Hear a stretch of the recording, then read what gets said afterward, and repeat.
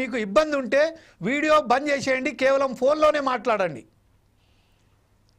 Right sir, మనం ఒకసారి ఆ టెక్నికల్ ప్రాబ్లం ఉందో పీసీఆర్ ఒకసారి చెక్ చేసుకోండి. అప్పటిదాకా మనం సుధాకర్ శర్మ గారు, మా చీఫ్ అడ్వైజర్ అయినటువంటి సుధాకర్ శర్మ గారి దగ్గర వెళ్దాం.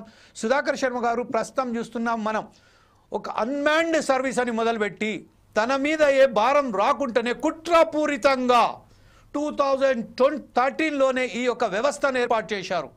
కావాలని వారికి ఎలాంటి సౌకర్యాలు, వాళ్లకు ప్రభుత్వం అందించే ఏదైతే పెన్షన్ కానీ లేకపోతే ఇంకా ఇతరత్ర ఏ సౌకర్యాలు ఉన్నాయో అవి అందకుండా చేయాలనే గుర్తింపు లేని విధంగానే వారి అన్మాన్డ్ అని పేరు పెట్టారు.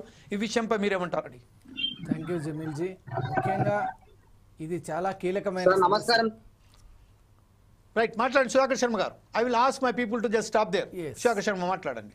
ఈరోజు మనం తీసుకున్నటువంటి అంశం చాలా కీలకమైంది. మీరు అన్నట్టు అన్మాన్డ్ అనే పదం చాలా విచిత్రమైంది, వియర్డ్ అని అంటాం మనం.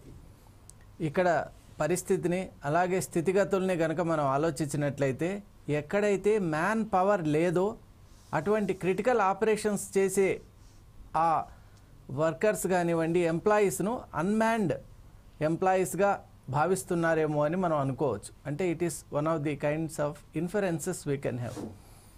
మరి అటువంటి నేపథ్యంలో మన ఇమేజెస్లో మనం చూస్తున్నాం దారుణమైనటువంటి ఆ చిత్రాలు. అంటే మీరు అన్నట్టు అనునిత్యం కూడా మృత్యువుతో చెలగాటం. అటువంటి మృత్యువుతో చెలగాటం ఆడేటువంటి ఎంప్లాయీస్ యొక్క జీవిత పరిస్థితులు ఎలా ఉన్నాయంటే, ఫస్ట్ సెక్యూరిటీ లేదు, అలాగే గుర్తింపు లేదు, అలాగే ఎన్ని సంవత్సరాలు పనిచేసినా కూడా రెగ్యులర్ వర్కర్స్గా వాళ్ళు అక్కడ నమోదు కాలేకపోతున్నారు. బెనిఫిట్స్ అనేటువంటి మాటే అక్కడ తలెత్తడం లేదు. మరి వీళ్ళ జీవితాల్లో వెలుగు రేఖలు ఎలా, అందరికీ వెలుగునిచ్చేటువంటి వీళ్ళ జీవితాలు మాత్రం అంధకారంలో ఉంటున్నాయి. ఫోర్ సైట్స్ టీవీ కార్మిక సమస్యలపై ముఖ్యంగా ఒక దీక్షతో పనిచేస్తున్నటువంటి ఛానల్. ఎందువల్ల అంటే మన రాష్ట్రంలో కార్మిక సమస్యలు అనేక రకాలుగా ఉన్నాయి. మనం చూసినట్టు మన జమీల్జీ చెప్పారు, ఆర్టీసీతో ప్రారంభం చేసుకుంటే ప్రతి సంస్థలో కూడా కార్మికులు అంతర్గతంగా ఎంతో ఆవేదనకు, క్షోభకు గురవుతున్నటువంటి నేపథ్యంలో ఈరోజు మనం చూస్తున్నాం అన్మాన్డ్. వాళ్ళు ఏదైతే టైటిల్ ఇచ్చారో title it self is misleading. మరి అటువంటి టైటిల్ కింద 1600 మందిని వాళ్ళు రిక్రూట్ చేసుకోవడమే కాకుండా వాళ్ళ జీవితాలతో ఎలా చెలగాటమాడుతున్నారనేటువంటి అంశం చాలా ముఖ్యం.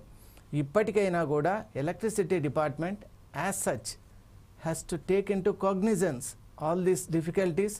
ముఖ్యంగా వీళ్ళ విషయంలో వీళ్ళ ఎంప్లాయ్మెంట్ ఎలా జరిగింది, రిక్రూట్మెంట్ ప్రాసెస్ ఏంటి, అలాగే రిక్రూట్మెంట్ అప్పుడు ఉన్నటువంటి నామ్స్ ఏంటి, తర్వాత వాళ్ళు ఫాలో చేసేటువంటి విధి విధానాలు ఏంటి, వాళ్ళకి ఇచ్చేటువంటి సెక్యూరిటీ ఆప్షన్స్ ఏంటి, వీటన్నిటి గురించి డైరెక్ట్గా మనం అక్కడ పనిచేసేటువంటి వాళ్ళతోనే తెలుసుకునేటువంటి ప్రయత్నం చేద్దాం. తర్వాత మనం ప్రభుత్వానికి ఎటువంటి సూచనలు ఇవ్వాలో, విజ్ఞప్తి చేయాలో ఆ తర్వాత మనం చేద్దాం. Right, thank you very much Sharma గారు. ప్రస్తుతం మీరైతే వెంకన్న గారి దగ్గరికి వెళ్తాం. వెంకన్న గారు, మీ ఫోన్ క్లియర్ అయిపోయింది.